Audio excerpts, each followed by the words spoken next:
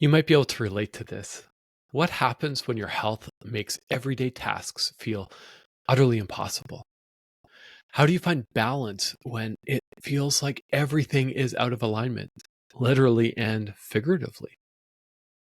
Hey, Tim here, and welcome back to the Invisible Condition podcast, where we focus on advocacy and the realities of living with invisible conditions. Together, we will end the stigma of invisible conditions by empowering voices, and today's voice is brought to us by Kait. Kait lives with Miserable Malalignment Syndrome, a condition that severely impacts her daily life physically, mentally, and emotionally.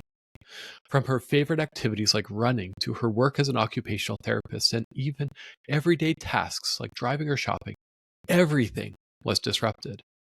But through determination and self advocacy, Kait not only fought for a diagnosis, but also discovered the concept of occupational balance, the ability to manage time and energy across all areas of life in a meaningful way.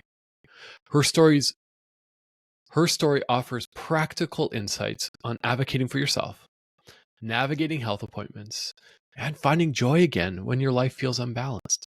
Have a listen.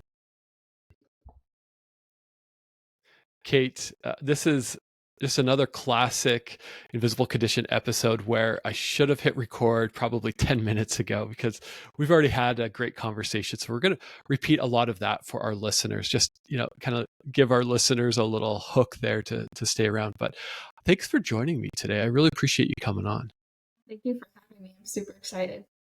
Yeah, we connected on Instagram and you shared your journey and your story.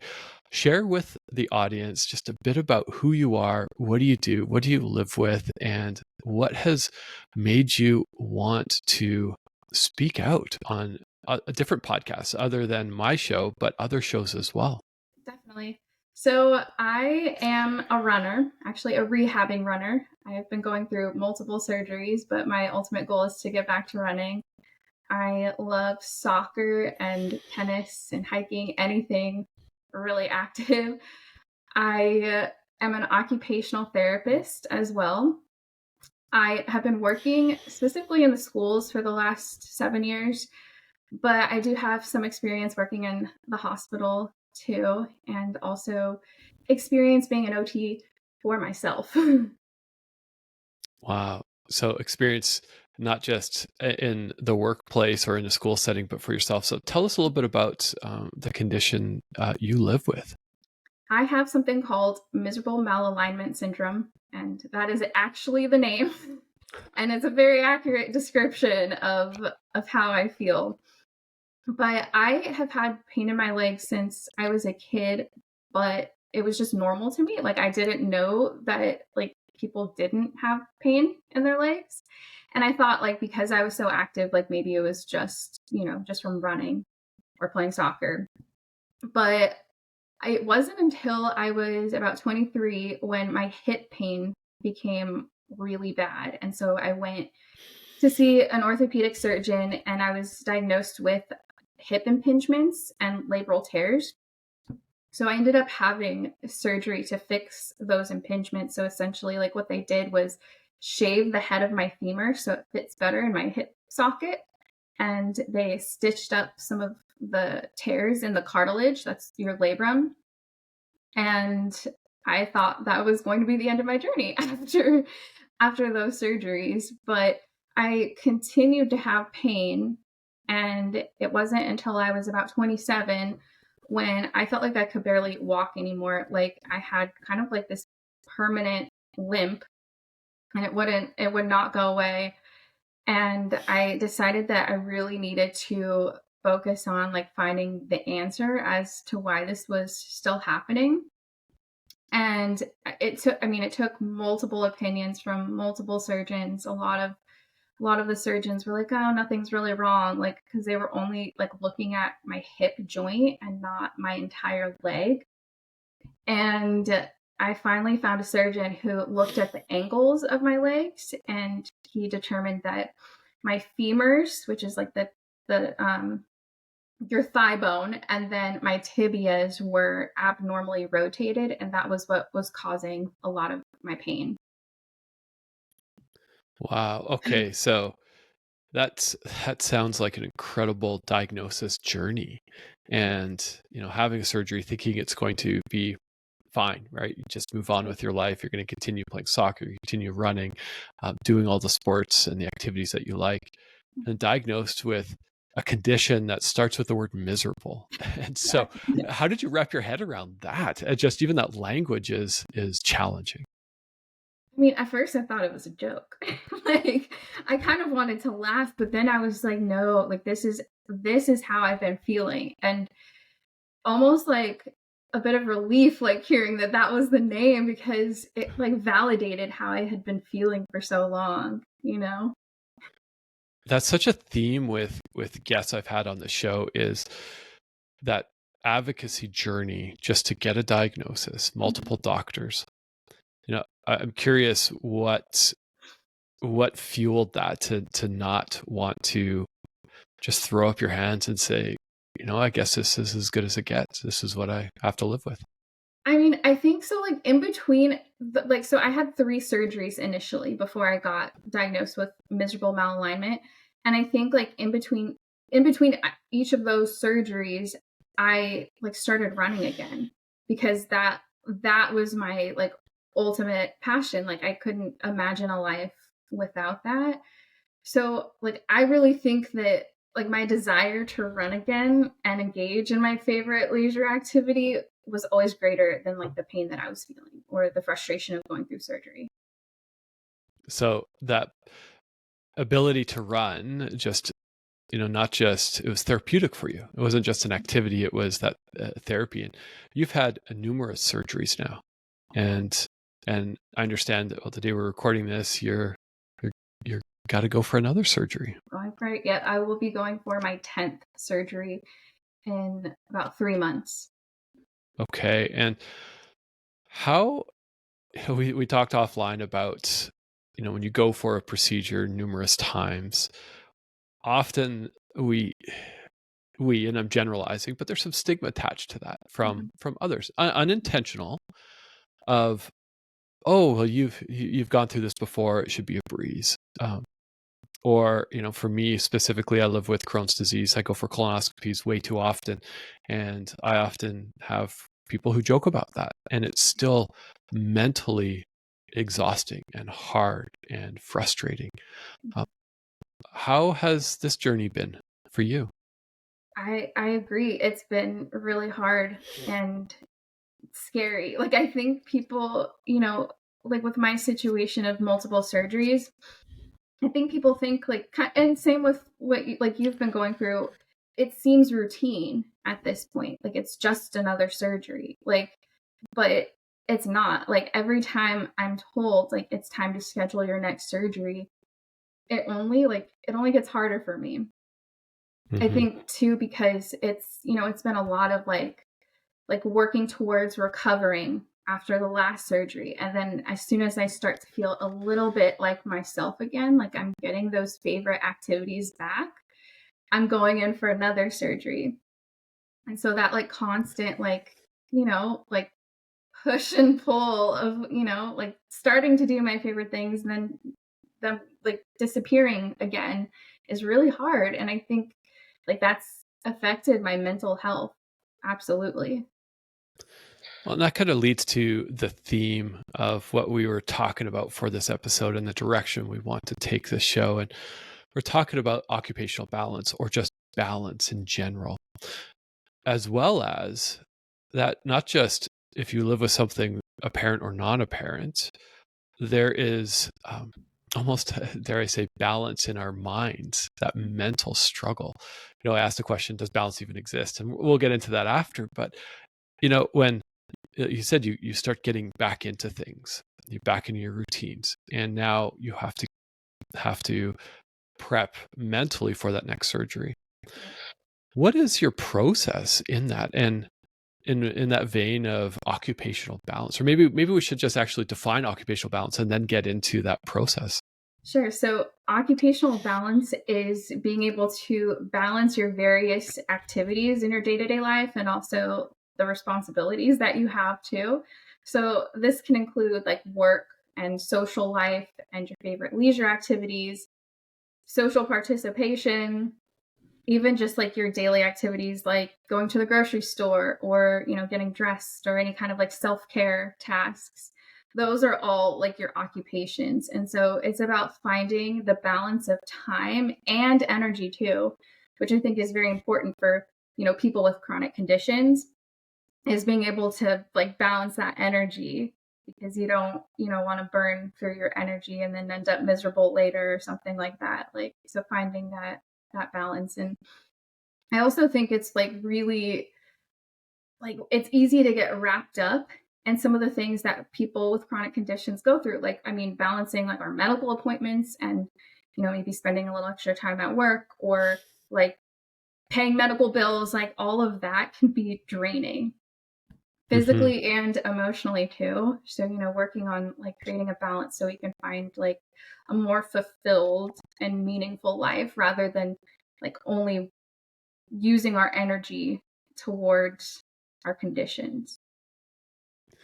So many questions just in how do we figure out that balance? Before we get there, I'm just curious, what has worked for you? What has, do you have a big schedule on your fridge and say, this is where I need to insert energy? And then when we have these almost spikes in activities that will take our mental energy, like prepping for a surgery or going for a procedure or a hard medical appointment that you need to advocate for yourself. I mean, this is what's worked for me, and I don't think it does not work for everybody, but I am pretty much like a planner, maybe a little bit obsessive of like how I schedule things. But like for me, it helps to see things kind of like laid out on a calendar. Like, I know that this medical appointment is going to zap my physical and emotional energy, so I'm not going to plan any other like hard things in my day. Um, but then also like on days where like I feel like it's, my schedule is a little bit more open, maybe taking more time to do like my favorite activities, spending a day that's like I really focused on doing the things that I like really love to do, and using my energy that way.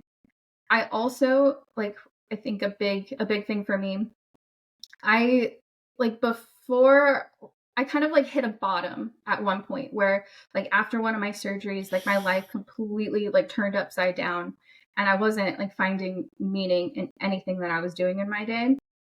And it actually wasn't until I went to therapy and this like was kind of brought up like to me that like I wasn't really trying in life, and I wasn't like doing anything that was meaningful. Yeah, so it wasn't until I started to recognize that I wasn't doing anything meaningful. I made it my mission to at least do one meaningful activity every single day. And so like during my recoveries have been very lengthy. Like essentially I like my bones have to be broken and realigned, and so like that's quite the process, and I have a lot of downtime after those surgeries. But I have started to like find things to do every single day that like I actually enjoy doing, even though it might like look a little bit different than what I've been doing before. So like for example, like I might like decide to learn something new. Like I started taking up learning a new language, or like reading new things and writing. Like I started writing a memoir and writing poetry, like things that I would have never done before. And like now that I have the time to like do that, like I'm finding those more meaningful activities, and I actually really enjoy doing it. So I think that's a huge thing for me, is like every morning, like when I wake up, it's like, okay, like what is a meaningful activity that I can do for myself today? I'm almost a little lost for words, because I think that's profound in its simplest form, where waking up and reflecting on the what brings you joy, what meaningful thing can you get done today, in the next hour, in the Mhm. next week, and realigning our thoughts around that. Right. I want to thank you for being vulnerable and for sharing. you know uh, Being at a low is something I'm very, very familiar with, uh, and I can't imagine just your therapist is telling you this, and how you then use that to fuel what you're doing now. It takes a lot of self-reflection and even self-advocacy for yourself. Right. Right. And I honestly think like if she wasn't honest with me about that, I don't know like if I, would have come to this myself, even though I'm an occupational therapist and like my job is to help people, with their everyday meaningful activities. Like sometimes when it's yourself, like that gets a little bit lost. And I'm really thankful that she brought that to my attention.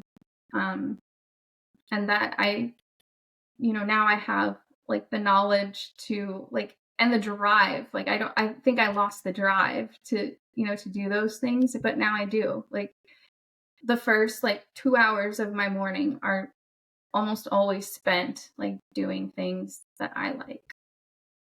That's amazing. I love that. I was actually thinking this morning, the morning we're recording this, that I need to go to bed earlier so I can get up earlier and so I can have quiet time. My kids call it Tim time, and so yeah, I've got two small kids at home, and it gets loud and busy at my house starting around 6:30, 6:45, and having that quiet time, that self-reflection time by yourself, the time to battle out what's going in your mind. I'm a huge advocate for that.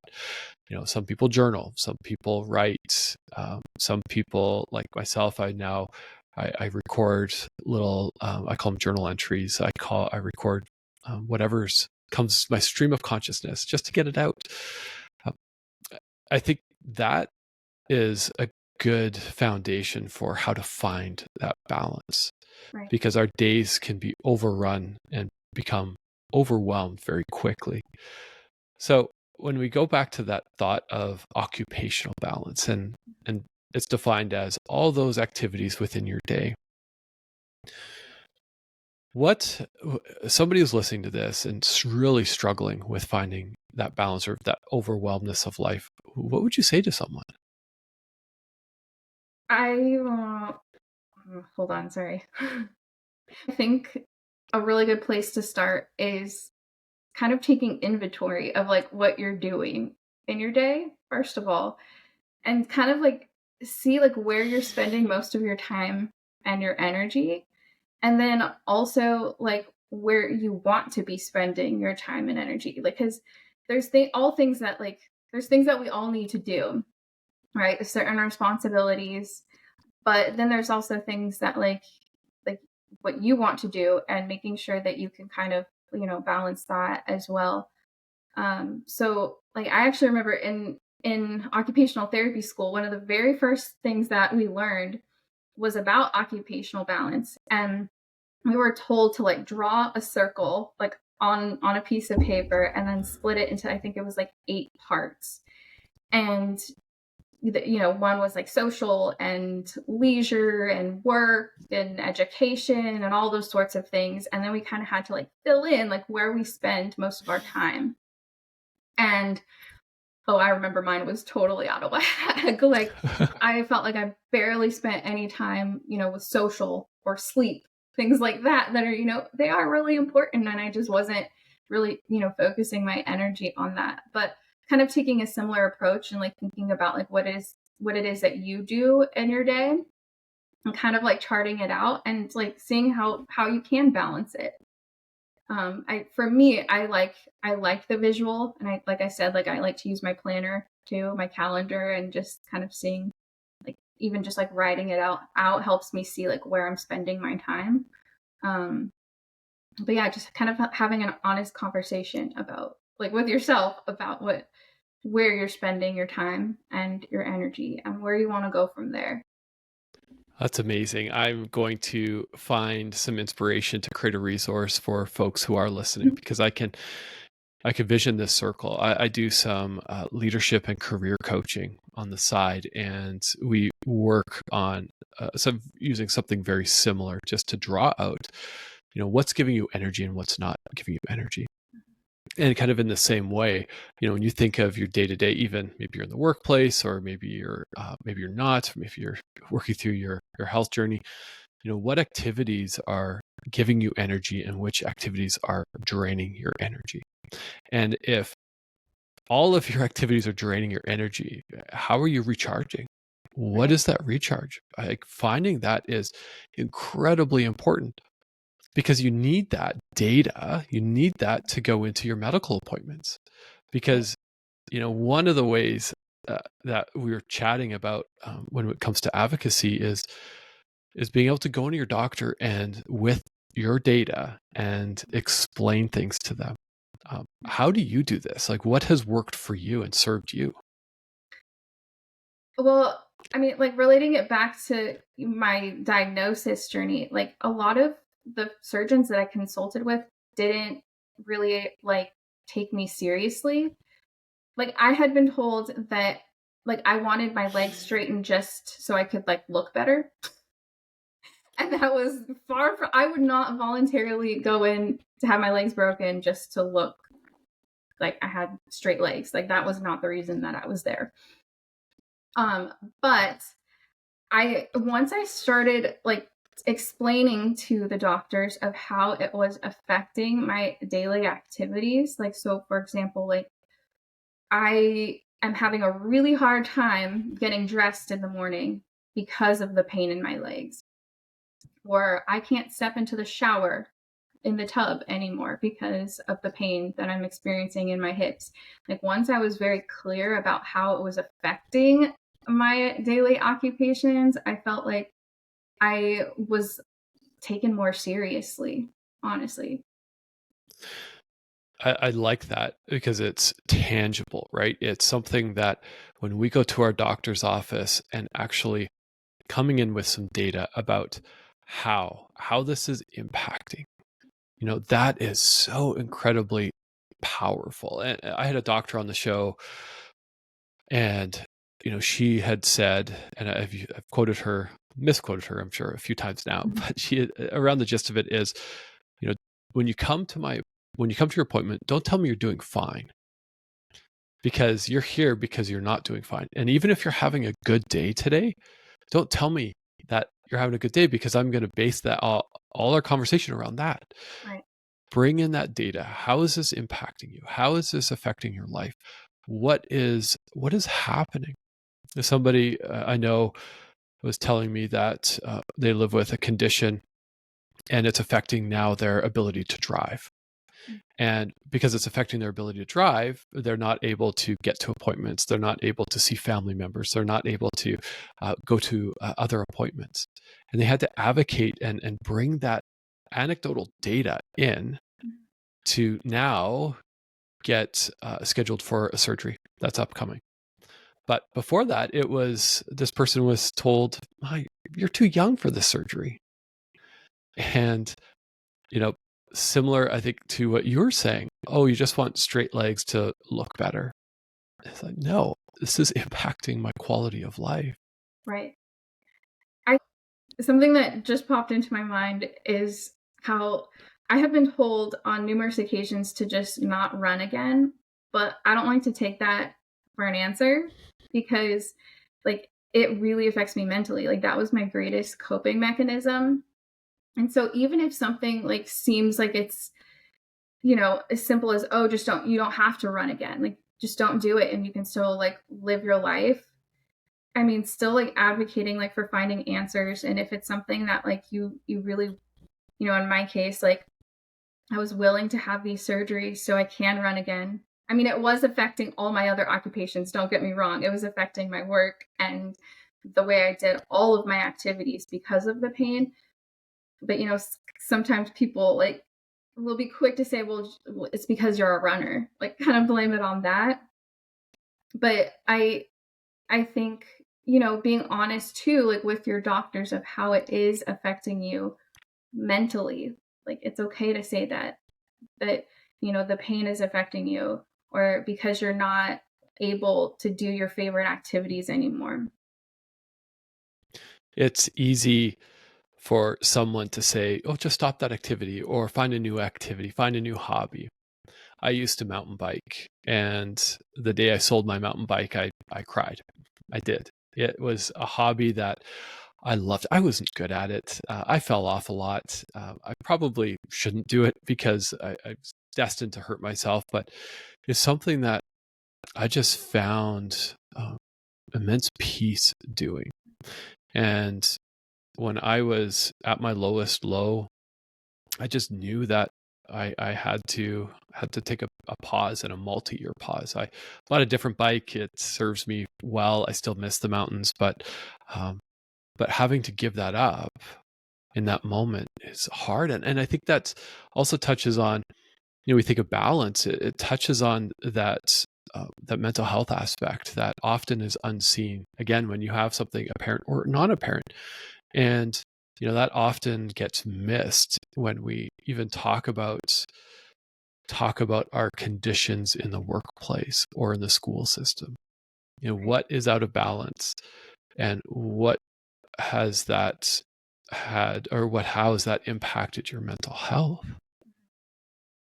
I definitely think, yeah, like having those like honest conversations like with other people too, like sharing your experience and like what you're going through, like that will help people kind of have a different understanding, you know, about like how it does affect not only like your, physically, but your mental health as well.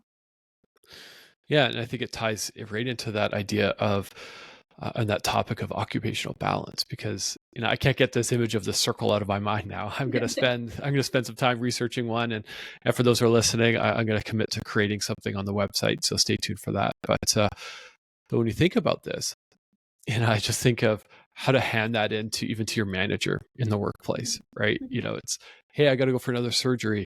Oh, you should be used to this. It's like, well, no, this is how I'm feeling right now. This is, you know, physically, sure, but mentally, this is how I'm feeling. Right. This And is where I'm at in the moment. this is where I'm at in the moment. Couldn't have said it any better. And, that big question, does balance exist? I think that's a hard one. It is. I mean honestly, I think it's a lifelong journey. Like, are we ever going to find the perfect balance? Probably not. Yeah. And if Because somebody's trying to things sell you a change. book that, yeah, things change. Yeah. And if somebody's trying to Like, sell you a book that says it does, I don't know. right. No, and the thing is, like, especially people with chronic conditions, like our symptoms change by the minute, by the hour. It's going to be a constant, like readjustment of how we're doing things. Yeah. I think what's popping in my mind right now is I think balance will exist when we're living our values. So balance exists when we're living our values. Beautiful. And often what I have found is and again, this is a big general sweeping statement, don't necessarily know how to identify our core values. But when we identify our values, and we're living in those values and making decisions based out of those values, that's how we can achieve um, and strive for what balance looks like in my life, which is going to be very different than your life. Right. Right. And that's, yeah, the other good point is it's like everybody's so like individual, that it's not going to be the same, the same sort of balance. Like everybody, yeah, has their own favorite activities or has their own like needs and own values. Mm-hmm. So I'm going to shift the conversation a little bit, because you're getting ready for your next surgery. You're a runner. I'm not a runner. I don't understand running. I've tried running. I just, I don't, I think I'm pretty in shape. I'll hike a mountain, no problem. Well, there's problems for sure, but I'll go hiking. I just, somebody who's not a runner, when you're out there on the trail or on the street, what goes through your mind? What are you feeling? Honestly, I feel the most myself, if that makes sense. I I can't even like describe like how things just change for me. Like I feel like I'm at like my happiest. Like I have the most joy when I'm running. I feel like when I'm running towards, a goal kind of thing. I'm very Mm-hmm. like goal driven. Um I feel, at peace like when I'm out in nature. Like I love running on the trails specifically. It just like it feels like home and there's like no other way to explain that for me.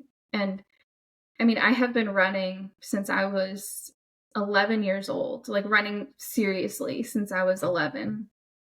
And I mean, that's been my coping mechanism for everything that I faced in life.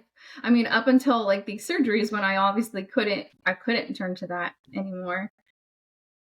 I mean, that was just what I did anytime I had a problem or a bad day or whatever. It's, oh, put on your running shoes and go, you know? Yeah. I love that. It's for those who are listening, Kate's face just lit up when she was talking about running. I love that. That's My mind there's just went to the trails, like I now so see myself. distracted. uh, I love that, and you know that's your mission to get back there, and you know maybe somebody's listening to this and is struggling maybe to find that balance, or maybe they've had to give something up, and maybe temporarily or maybe permanently. I'm curious what what thoughts would you like to share with someone who might be feeling that? What you just said about, you know, feeling like you've had to give something up either permanently or temporarily. I think there's also ways that you can kind of like adjust your favorite activity. I mean, that's like a big thing that occupational therapists do too is, okay, like how can we get you to engage in your favorite activity?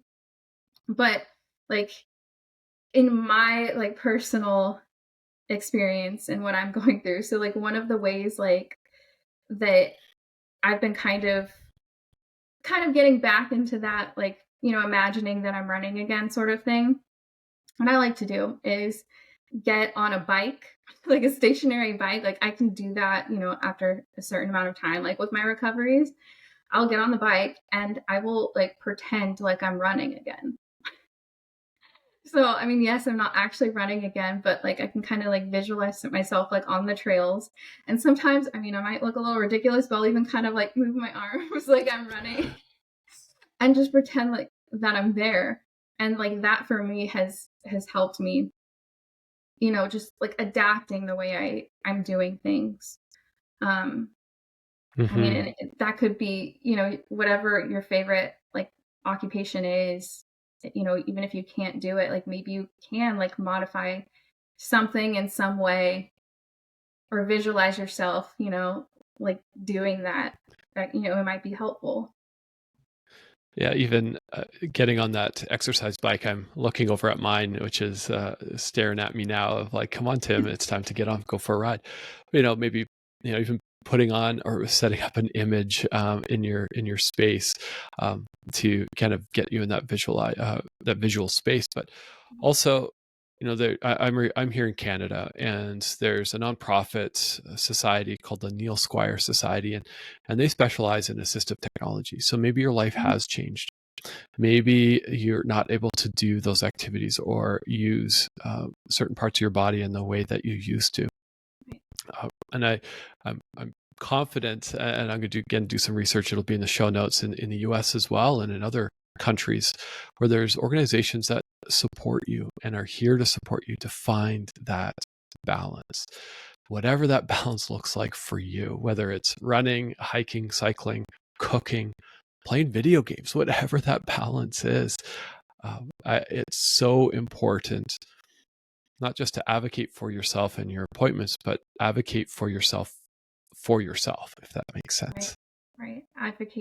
Advocate for your occupations too. Yeah. Yeah, yeah, that's great. So a lot of great resources I think are going to come out of this episode. And Kait, I know that people are going to be interested to track you down, just to learn about what you've done for your balance, for how you prepare for your surgeries, and how you not just bring your advocacy to the world through social media, but also into your work as an occupational therapist. Where can people find you? I mostly just use Instagram. I'm at aligned K and then the number 8. Okay, Aligned K8. Aligned Kate. Don't worry, it's going to be linked into the show notes as well. And you know, I asked this to all the people that come on is invisible condition, there's an incredible amount of stigma that surrounds invisible conditions. And the reason why I started this project was the bold vision to end the stigma. When you think of how do we end the stigma, what comes to mind?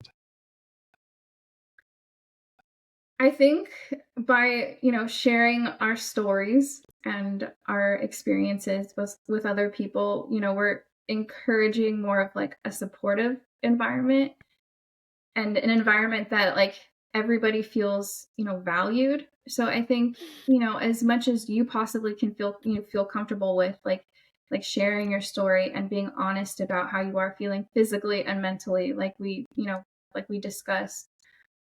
Because I mean, especially with invisible illnesses, like it's people don't always like understand because they can't see it.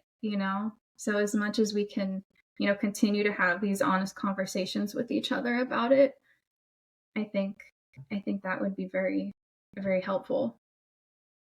I completely agree.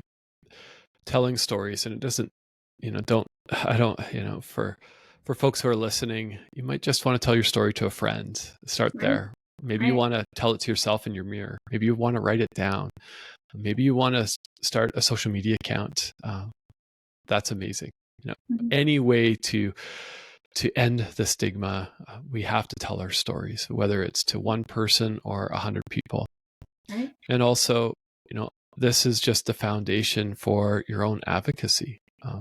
And it also ties in, I think, with what you were saying is how does this impact your life? Not just saying, I'm tired today.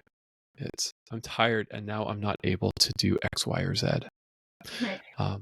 That has a profound impact when we can actually add the impact to that statement. So, Kait, I appreciate you that you reached out, and I'm Mhm. grateful that that we connected. And any last thoughts before we wrap up? Shoot. Okay, wait, the one thing, this is probably a marker. The one thing that I thought of is like, I don't know if we said like showing compassion towards ourselves. No, we Like didn't touch that. Yeah, if you can't do, something in a day, like I think that's a really big yeah, point. sure. Why don't we end on that one? Yeah, Can you ask the question again? Sorry. yeah. So, Kait, as we wrap up, I'm just wondering if you have any last thoughts to share with the audience. I think one very important thing, like through all of this, is to make sure that we're showing compassion towards ourselves. And if we can't, if we feel like we cannot engage in a occupation that we really wanted to get done that day, that we give ourselves the grace to, to not do that and to rest if we need to, or, to switch things up, you know, be sort of flexible in the way that we're thinking and not be so hard on ourselves if we can't get that done in a day. That's great. Practice that self-compassion, which, as you know and have shared, it often is hard, especially when we've received news and that we might have expected or might not have. But self-compassion, it's a great place to end. For those who are listening, maybe you've got questions about how do I do this? How do I advocate for myself? How do I find balance? How do I identify my values? How do I find and figure out what compassion looks like to me? Reach out to myself, to Kait. And if I don't know the answers, I'll connect you with somebody who can help you.